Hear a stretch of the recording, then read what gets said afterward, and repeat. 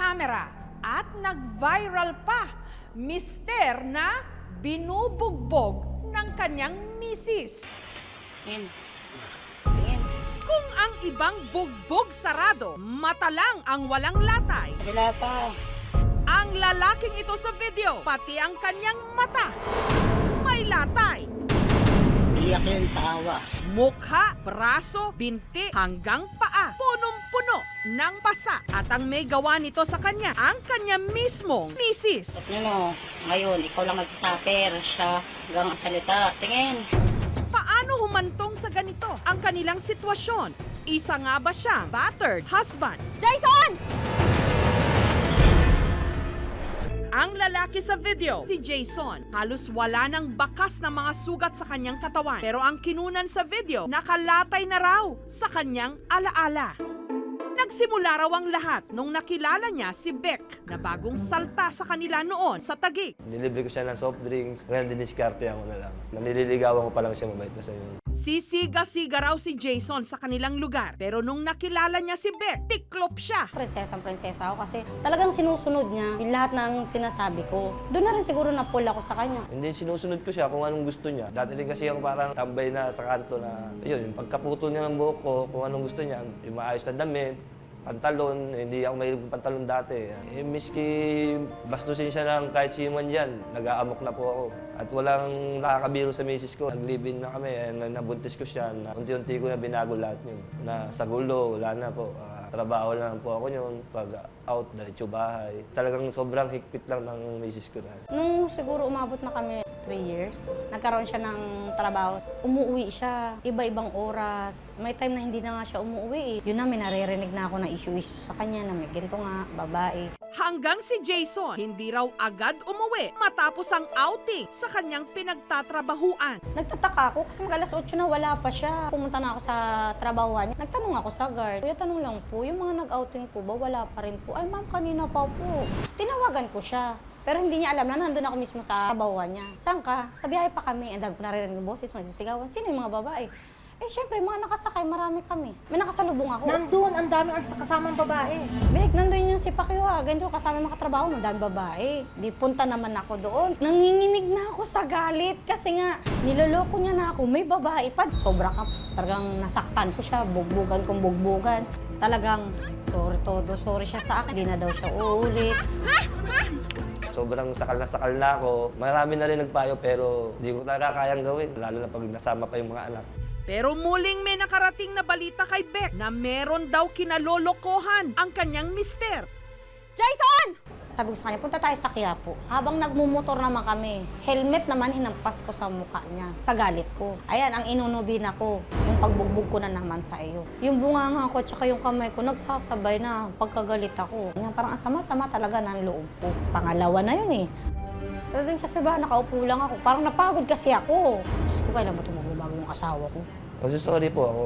Kasi ako na lagi naman ang nagpapakumbaba eh. Ganun ko siya kamahal. Hindi naman niya gagawin niya ma'am kung wala akong pagkakamali eh. Warpre, kung magalit ako, di ba? Pero pagdating naman sa obligasyon ko sa anak, sa kanya, never niya talaga nakita sa akin na naging pabaya ako. Nahihiya ako. Gumagawa na lang din ako ng paraan na makauwi na naman kami. Kahit na kung anong gusto niya, lumuda ako sa kanya, luluda ako. Sa kabila ng lahat ng nangyari, matapos ang 10 taong pagsasama, nagpakasal pa rin ang dalawa. Kapwa pa sila pumasok sa pagiging security guard. Pero minsan, may nag-text kay Beck. Body concern lang. Yung 133 mo, 10-4-2-6. Ang pinaka-meaning nun, yung asawa mo may kabit dito sa pwesto niya. Kitang-kita ng dalawang mata ko. Pinupunasan siya ng tuwalya. Talagang yung mata ko, bshing! Kumbaga kung siguro umaapoy yung mata ko eh, talagang hinugot ko kagad yung batuta ko, nabul ko yung asawa ko. Yung asawa ko kagad yung unang inano ko kasi kanya-kanya ng awat eh. Mura na. Kapal talaga ng mukha mo. Sa sobrang takot daw ni Jason noon, umuwi siya sa kanila sa Pampanga. Pero natuntun pa rin siya ni Beck.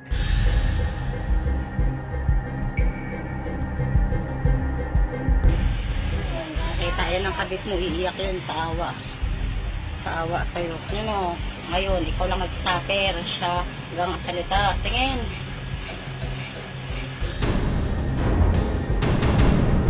Salag-salag lang ako, tapos papaliwanag ako. Dito, luhot. Yan. luhod. Wala naman akong babae dyan, pero yung pananakit niya, ayos lang, sinasalag-salag ko lang. Hanggang sa may time na umiiyak ako sa trabaho, tumutulo yung luha ko, tatalikod na lang ako, kunyari sinisipon ako. Uwi ako sa bahay, iinom ako, iiyak ako. Hanggang sa natauhan ako kasi yung anak ko, umiyak na rin sa akin. Mahayaan mo na si Papa. Tingin. Tingin. Tingin. Tingin mo. Ngayon, ikaw lang magsasaper. Siya lang ang salita. Tingin.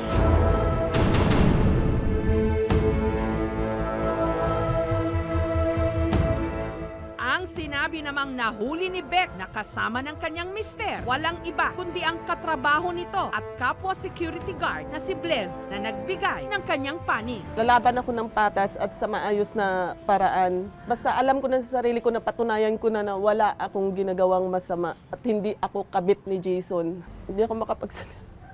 Masakit, ma'am, siyempre. Kung totoo, siguro mas madaling tanggapin. Eh. Hindi naman totoo eh. Sa trabaho ko, grabe, ang tingin ng tao sa akin, siyempre, iba. Sinuspended kami, gawa nga ng issue na yan. Sa'yo, Veronica, tapos na eh, pinagbigyan na kita ng mahabang panahon. Masyado mo ang nilait yung pagkatao ko, masyado mo akong inapakan. Diyos na ang bahala. Jason, alam mo sa sarili mo yun. Ikaw ang lumapit, ikaw ang humingi ng tulong sa akin, pero hindi ko kakalain na ganito ang gagawin mo sa akin. Ayusin yung problema nyo, huwag nyo akong idamay sa gulo nyo. Based on the National Demographic and Health Survey ng Philippine Statistics Authority, there were about 14,500 married women sumali sa survey. Mga 800 plus cases of abused men or battered husbands ang lumabas na resulta. Pag violence yan, is really violence, no? Regardless of the gender. Hindi po siya covered kasi po ang RA 9262 ay para lang sa mga kababaihan at mga bata.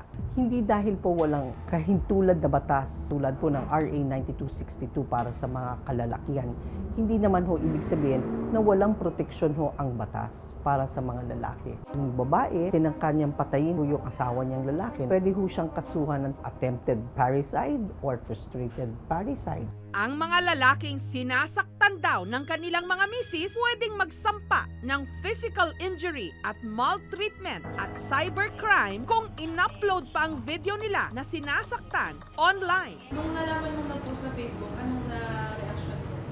Sumama loob ko. Pero mga ilang araw, bayaan mo na yan. Magkasaan, wala akong pakialam sa kanila. Huwag na nila ako yung aasarin.